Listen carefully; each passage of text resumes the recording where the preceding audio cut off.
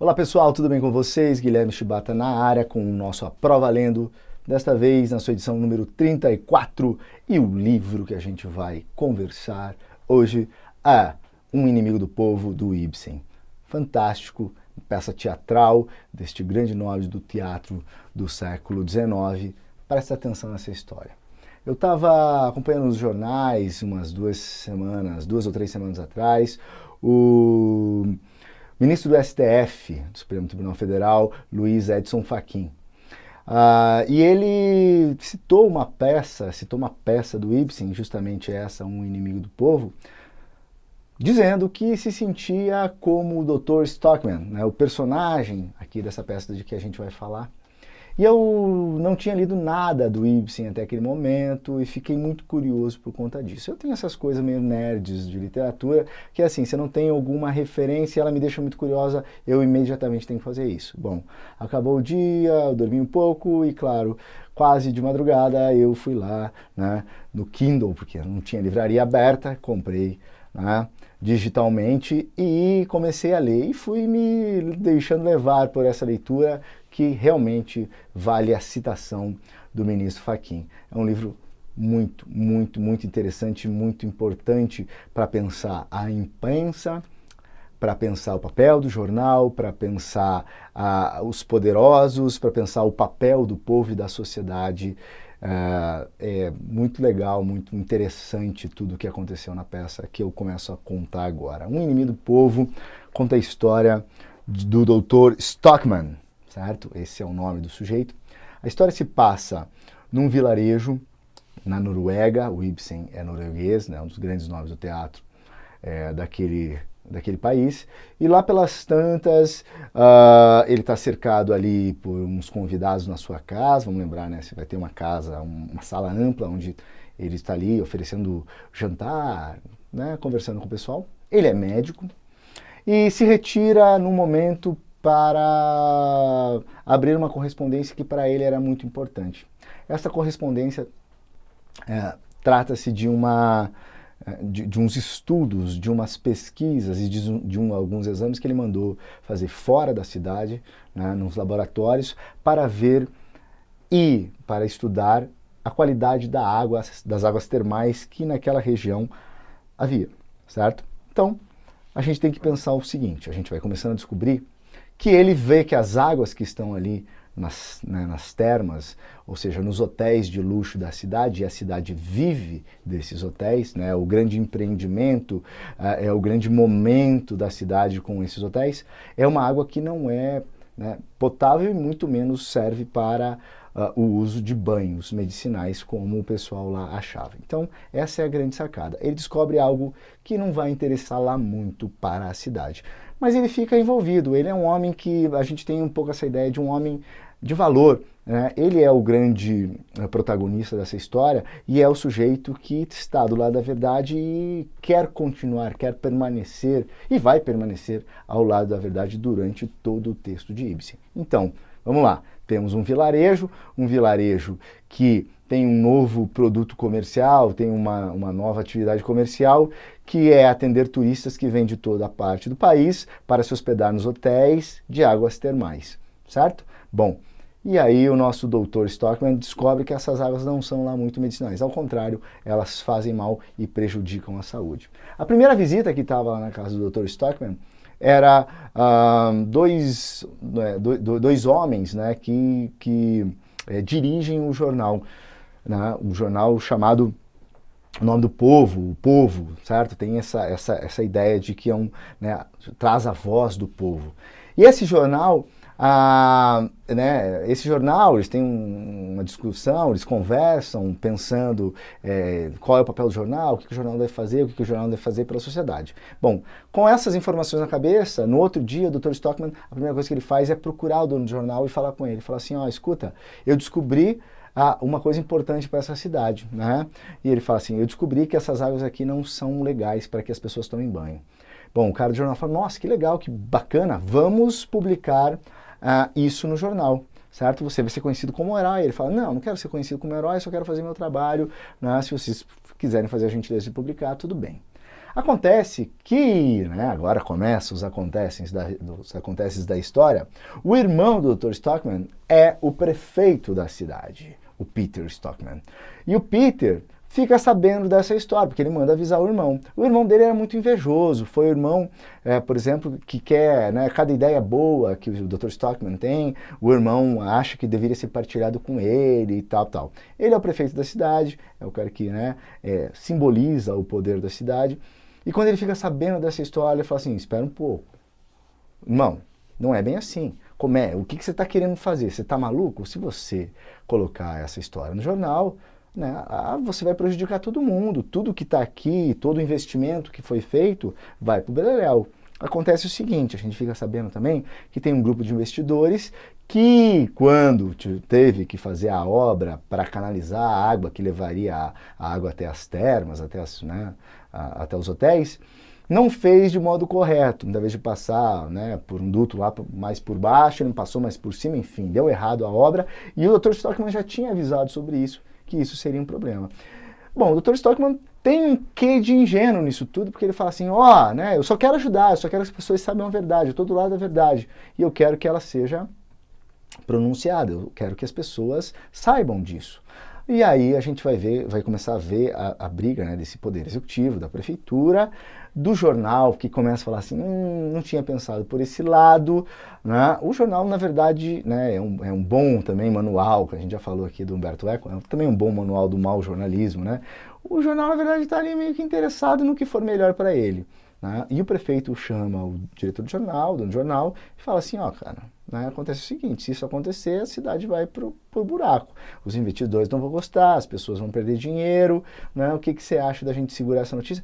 Podemos até dar essa notícia, mas de um outro jeito, mais suave, e o próprio prefeito faz lá um memorando, faz um relatório avisando que pode ter algum problema, mas nada alarmante, como o Dr. Stockman afirma ser. Então ele vê muito problema e muito perigo ali para a saúde das pessoas. Bom, corre o tempo e essa discussão continua se engendrando. Bom, o jornal disse que não vai mais dar espaço para o Dr. Stockman. Não, você não vai falar, não vamos mais publicar o seu memorando, né, os seus arrazoados.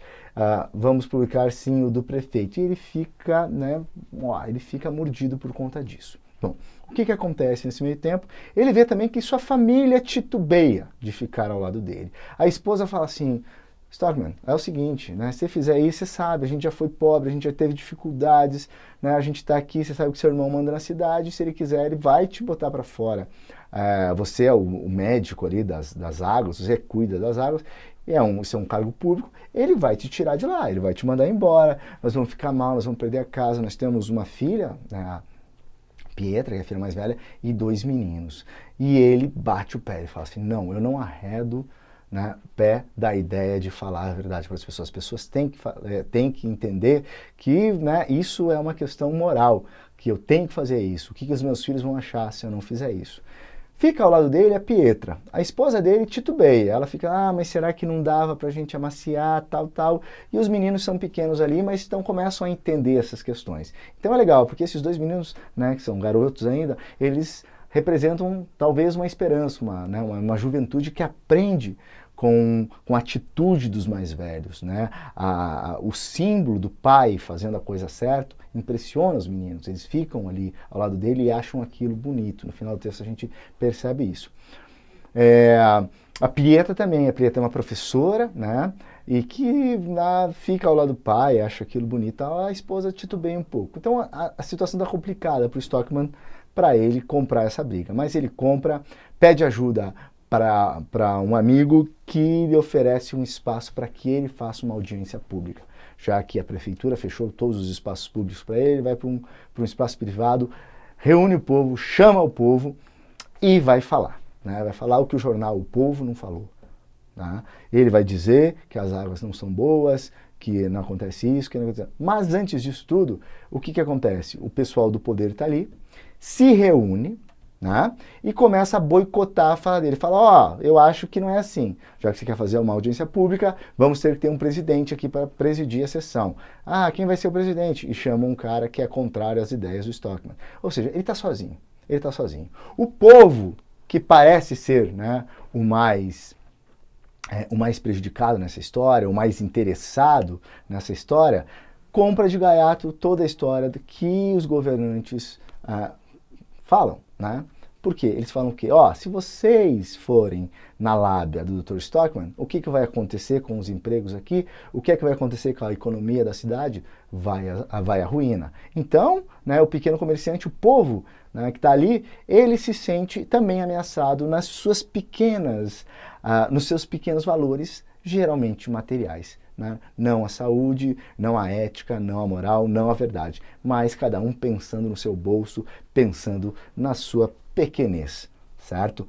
Bom, Stockman vendo aquilo, vendo que o circo tinha virado, começa a reagir mais fortemente, né? Dando de dedo nas pessoas, falando: vocês sabem que a verdade é essa aqui, né? Tá aqui as questões, estão aqui os problemas que a gente vai ter se não pararmos e resolvermos o problema das águas, da contaminação das águas. E o povo fica furioso, são incitados pelos poderosos, e aí um levanta lá o dedo e fala assim: esse cara é o inimigo do povo. Está lá, né, o nome do livro. O inimigo do povo é o Dr. Stockman. Então, ele que se viu enredado, né, pensando, até com um pouco de ingenuidade, em desvendar a verdade, falar o que deveria ser falado, se vê de uma hora para outra como o inimigo número 1 da cidade. As portas vão se fechando para ele, a filha dele perde o emprego, os meninos são hostilizados na escola, a esposa fica muito aflita, mas continua do lado dele. Agora sim, ela percebe que ele está certo, que ele deveria realmente fazendo isso, e ele compra essa briga. Tem um amigo que permanece do lado dele, os inquilinos querem o despejar para fora de casa, todo mundo está virando as costas para esse sujeito, que no final das contas estava pensando em revelar a verdade sobre algo que estava ali na cara de todos. Mas quando a verdade não é conveniente, essa é uma outra questão, a verdade inconveniente, né, o povo, os poderosos, seja quem for, prefere que essa verdade seja esquecida, seja protelada, seja posta de lado, seja escondida, né, e assim por diante. Então é muito interessante o texto, né, um texto curto, você vai levar lá uma horinha para ler, mas é muito legal, uma delícia, né, uns diálogos ágeis, super interessantes. E o final da história, Chico, conta pra gente, o que vai acontecer? Bom, ele volta para casa e vê, eu pensei que ele ia ter aquela coisa de sair daquela cidade e não mais voltar e dane-se tudo. Não, ele continua ali e ele bate o pé. Eu vou com essa história até o fim. Nem que eu tenha que sair da cidade, publicar em outros jornais, nem que eu seja muito prejudicado, como já estou sendo. Ele perde o emprego dele, o irmão dele manda a conta para ele, né, manda despedir ele do cargo público que ele tinha. Então ele está se sentindo solitário, mas ele acha que a verdade é isso, a verdade é solitária, mais ou menos com uma frase dessa que ele acaba o texto. Então eu entendo a citação agora, né, do ministro Fachin, porque ele sai de uma sessão onde ele estava na sessão não a plena, na sessão da Câmara do STF, e foi voto vencido, perdeu a votação. Ele queria deixar o Boon Lai e outros réus da Lava Jato, né, mantidos presos, e a Câmara, o colegiadinho ali, mandou soltar. Tá? Então ele se sente o cara que parece que está com a verdade, mas na verdade não é muito conveniente. Não sei, né? Ele solta essa frase, né? Me deu vontade de ler O Inimigo do Povo quando acabou essa sessão. Né? E claro, os jornalistas, né, todo mundo foi atrás do texto novamente para relembrar por que ele estava citando isso, por que ele estava fazendo isso. Foi uma citação inteligente dele, uma maneira de fazer a gente correr atrás e ser sensível, ser discreto na sua crítica, né, aos seus pares, aos seus colegas de tribunal. Então, fica aí a dica para vocês de lerem O Inimigo do Povo. É como se ele falasse assim: galera, só não vê a verdade quem não quer. Né? Quem quer esconder, quem não tem interesse na verdade, eu não sei, né? Eu estou aqui fazendo o meu trabalho. Ele parece sentir o Dr. Stockman. Legal? Bacana, né? É uma referência muito legal, muito importante essa aí para a gente ter. Né? É um livro bom para você usar, para você se apoiar nos seus textos, principalmente a galera que vai fazer prova na área jurídica e também o pessoal que vai fazer o Enem para trabalhar esses senso de justiça, senso de verdade, tudo isso. Bom, uma frasezinha aqui que eu gosto bastante do Stockman.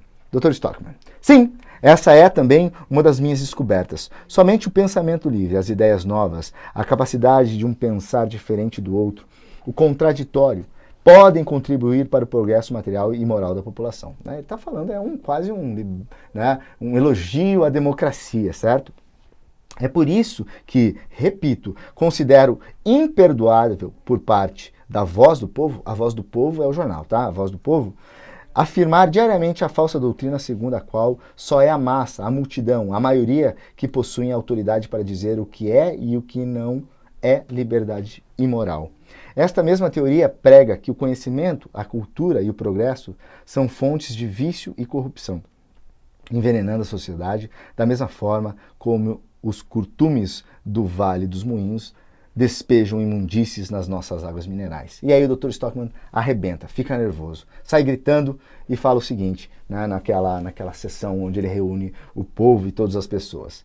E é essa mesma voz do povo que proclama que a massa tem direito às melhores condições de vida. Mas, com todos os diabos, se a tese da Voz do Povo fosse posta em prática segundo sua orientação editorial, o povo estaria mergulhado no vício e na corrupção, pois ela pega a ignorância, pega a velha mentira que herdamos dos nossos pais, de que é a cultura, as ideias novas que fazem mal para a sociedade. O verdadeiro e grande mal é a pobreza, são as miseráveis condições de vida que esmagam muitas pessoas. Em última análise, os poderosos, os mesquinhos, os interesseiros cultivam a ignorância para se manterem no poder e obter lucros e vantagens. Tanto isso é verdade que todos aqui pensam em construir a prosperidade pública sobre uma base envenenada e pestilenta, sobre uma fraude e uma mentira. Então essa base envenenada e pestilenta, em que todos querem construir a prosperidade pública, é o quê? São as águas putrefatas, as águas podres que eles querem continuar usando para os hotéis, para as termas que eles têm lá na cidade dele. Legal, né? A base é construída sobre a sujeira. E isso não pode estar certo, isso não pode ser legal. Bacana? Gostei muito, galera. Adoro quando eu tenho esses insights, tipo, pô, o cara falou ali, pô, quero ver, quero ler esse texto. Foi assim, e foi isso que eu fiz. Deixa eu mostrar a capa para vocês aqui. Já? Deixa eu ver se eu consigo. Tá aqui a capinha, né? Eu li no Moedo Digital, aqui, ó. Né? Tá aqui meu transparentezinho, vai dar para ver, né? Um Inimigo do Povo, do Henrik Ibsen, norueguês. Massa? Tá dando a dica, vai atrás desse texto, uma hora e meia, você acaba com ele e ganha muita coisa aí para dentro e para você arrasar aí nas suas provas, nas suas redações, nas suas argumentações. Valeu, um grande abraço, até a próxima quinta-feira, falou!